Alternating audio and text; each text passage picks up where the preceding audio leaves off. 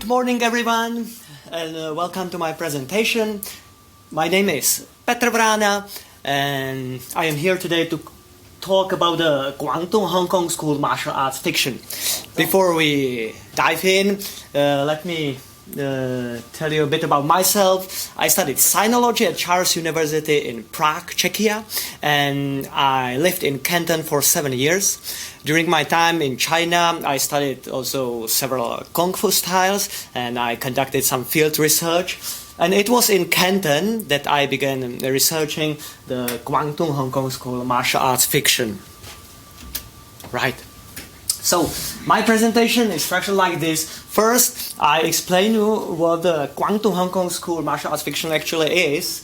Then I'll briefly put it in the historical and literary context. Next, I'll categorize and thematically divide this subgenre. Then I introduce 3 representative authors. I will talk about the characteristics of the Guangdong-Hong Kong School, and in the end, I'll read a short excerpt from a famous Chinese martial arts novel. Right. So, the Guangdong-Hong Kong School martial arts fiction represents a specific stream in Chinese literature from 1930s to the 1960s, and is generally considered a subgenre of wuxia literature. In recent years, wuxia literature has received increased attention from many scholars, but Guangdong-Hong Kong School is still seldom discussed in existing studies. One of the main reasons for this is the difficult accessibility of primary sources. These stories, mainly related to the southern Chinese martial arts, were published as serialized novels or short stories in Guangdong and Hong Kong newspapers. From the 1940s onwards, they were issued or reprinted also in expensive paper-bound editions. As the name suggests, Chinese martial arts, or better, Southern Chinese martial arts, play the major role in these stories. Here you can see some paper-bound, inexpensive paper-bound editions from my private collection. Most of them I purchased during my stay in Canton. But now let's move on to the context. As you probably all know, the Chinese martial arts in the first half of the 20th century were reinvented in the service of nationalistic self-strengthening, and they became a popular leisure activity for the middle class patriotic urban population. In short, Chinese martial arts were institutionalized. For example, in 1910, the Pure Martial Arts Association was founded, or 1928, the Central Koshu Academy was founded, and others. Chinese martial arts were popularized and commercialized. There are numerous studies on the history of Chinese martial arts, like by Andrew Morris and Stanley Henning and Peter Lorch and so on. So I directly proceed to the literary context. The 20th century martial arts fiction is usually divided into old school and new school, right? The old school, mainly produced in Tianjin and Shanghai before 1949, and the new school, which emerged in Hong Kong and Taiwan during the 1950s and the 1960s. Here on the left you can see a photo of Xiang Kairan, one of the leading authors of the old school. On the right you can see a photo of Yin Yong, the most famous author of the new school, and probably the most famous author of the modern martial arts fiction. But as several scholars had already pointed out, the old-new school division actually denotes a shift in production and circulation of Chinese martial arts novels from the mainland to Hong Kong and Taiwan and overseas communities. In content, in structure, in the narrative techniques, the new school works follow the old school, right? But there is another school, and that's the Guangdong-Hong Kong School martial arts fiction, mainly produced in Hong Kong, in Guangdong and Hong Kong, which is usually overlooked by standard histories of Chinese martial arts fiction. In my research, I used Professor Wang Zhongming's term Guangdong-Hong Kong School martial arts fiction, Yut Gong Pai Gei Gik Xiu Sui in Cantonese, which reflects not only the historic geopolitical situation in China, but also the thematic focus of this subgenre. As we can see from the covers of some paper-bound editions, the authors used a bit different typologies, right? Such as wuxia martial arts fiction, or wuxia martial arts fiction series, right? Or Shaolin wuxia martial arts fiction series, right? And others. We can divide these stories into three categories. The first one, stories about legendary Southern Shaolin heroes. The second one, stories about historical masters and practitioners of Chinese martial arts. And the third one, stories about fictional masters and practitioners of Chinese martial arts. Yeah, many of these stories were also adapted into films and TV series, radio dramas, and even stage plays. For example, here you can see the advertisement from Wakuyatpo from Hong Kong newspapers announcing the screening of the first movie about the famous Chinese martial arts master Wang Feihong. Yeah. The authors of Guangdong-Hong Kong School earned their livelihood as contributors to periodicals. Unfortunately, we don't have detailed information about most of them, so my research is focused only on three representative authors, and that is Ju Yuzhai, Nim Fat San Yang, and Ngo Si San Yang. All three practice Chinese martial arts in some way. On the left, you can see a photo of Ju Yuzhai, who is standing next to his teacher, Lam Sai Wing, a famous master of the Hong style, or Hong Kun. In the middle, you can see a photo of Nim Fat San Yan, who studied at the Pure Martial Association in his youth. On the right, you can see a photo of Ngo Si San Yan, that's the man in Western suit, who studied Wing Chun in his youth, and who is probably the most famous author of the Guangdong-Hong Kong School. Now, let's move on to the characteristic of Guangdong-Hong Kong School martial arts fiction. So, in my research, I've identified four main characteristics.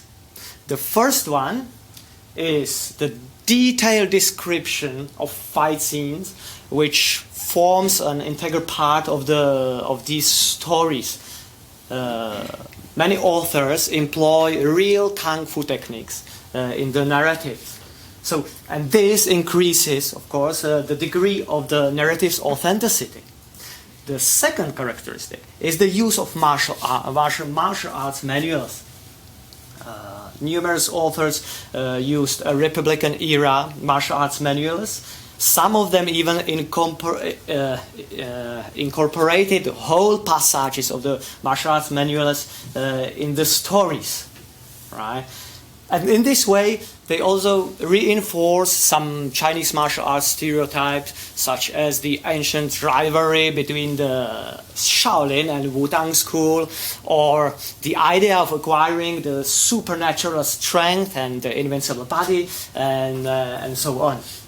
The use of martial arts manuals strengthens the narrator's reliability, authenticates the fictional world itself, and has an important informational function as well. Just imagine that the reader learns about martial arts styles from a legendary or historical master of the given style.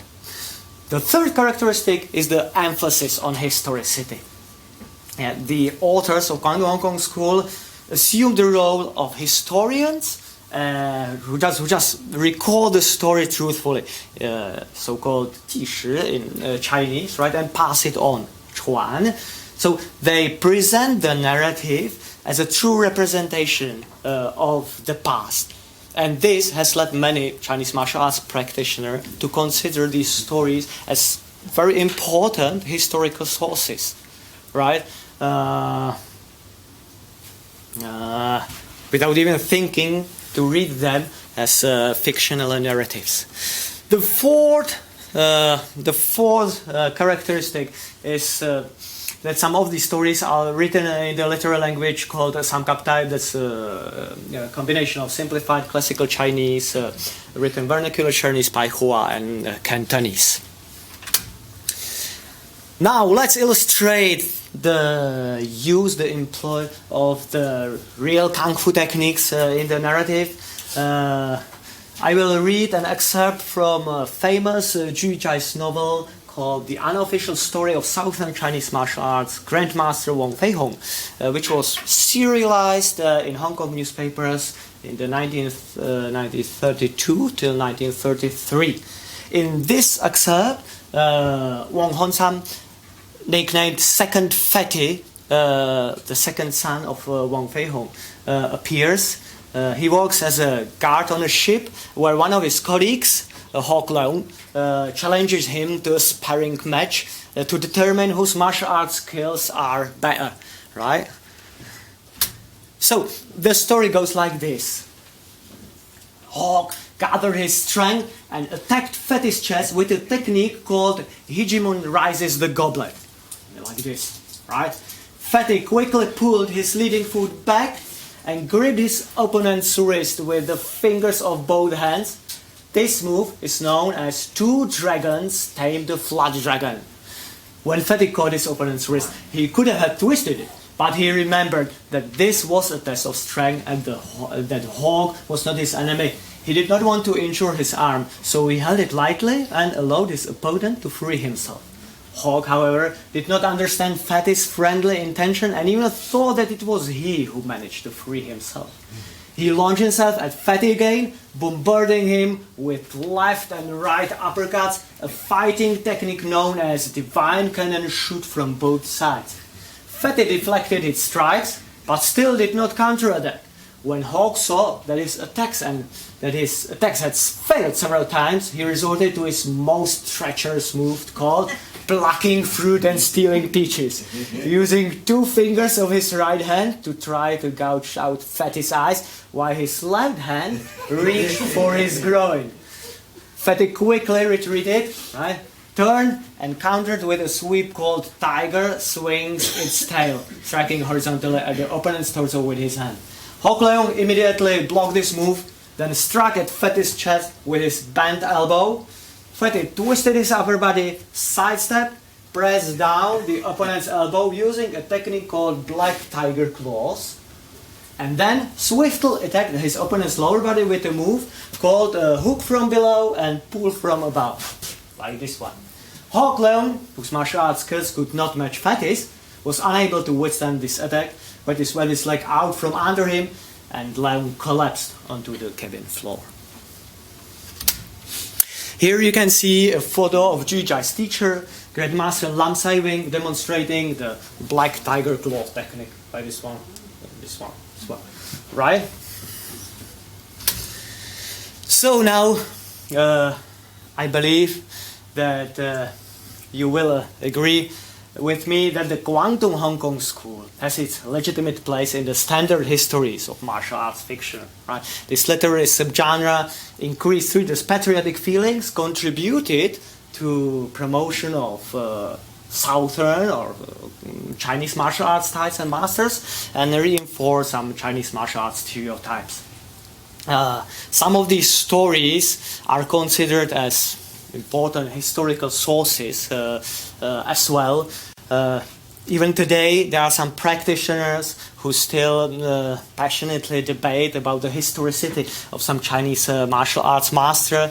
For example, there are people who argue about the list of the so-called 10 tigers of Guangdong. It's allegedly 10 famous masters who lived in 19th century in Guangdong.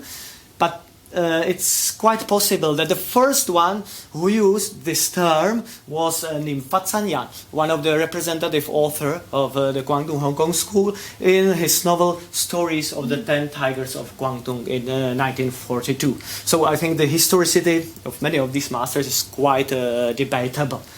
Right. So one of the most interesting questions is, if the practice of Chinese martial arts inspired fiction treatment, to what extent has the Guangdong-Hong Kong school martial arts fiction influenced Chinese martial arts?